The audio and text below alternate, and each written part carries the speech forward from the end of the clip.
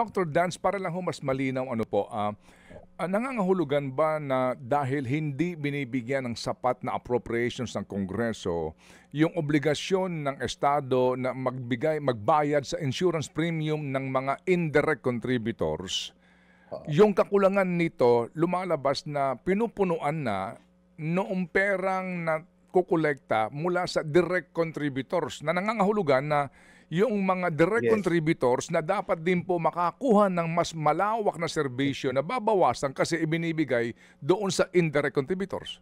Yes, tama yan, Ted.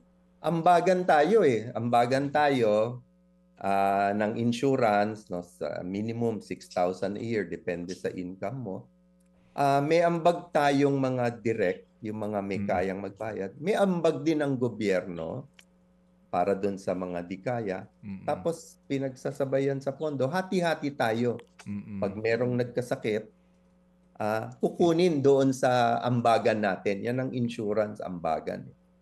Ang gobyerno umaatras, laging kulang ang binibigay. This year, 0.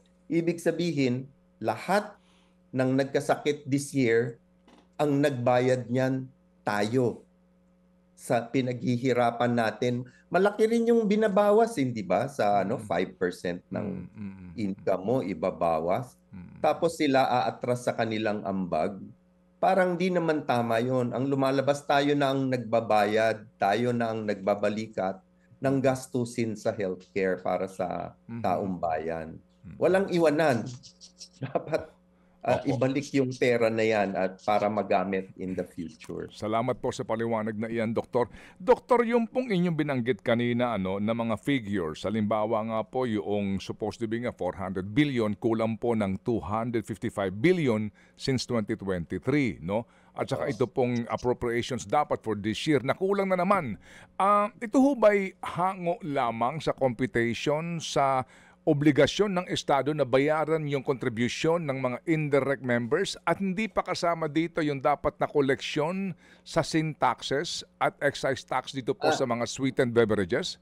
So yung sin taxes sa tobacco and sugar sweetened beverages, yan naman is source of fund para doon sa premium ng mga ng ating mga mahihirap na kapwa Pilipino. Mga kapatid, brothers and sisters, saan ka pa? Dito na tayo sa totoo. Dito na tayo sa True FM. Mga kapatid, mag-subscribe and follow po kayo sa social media accounts ng True Network PH. Yan po kami, hanapin nyo lang True Network PH, Facebook, Instagram, YouTube, TikTok, and podcast. Mapa Apple or Spotify man yan, mahahanap nyo kami. Lahat ng mga napapanood at napapakinggan nyo po sa programa, nasa social media accounts namin yan. So, paano mga kapatid? See you sa social media!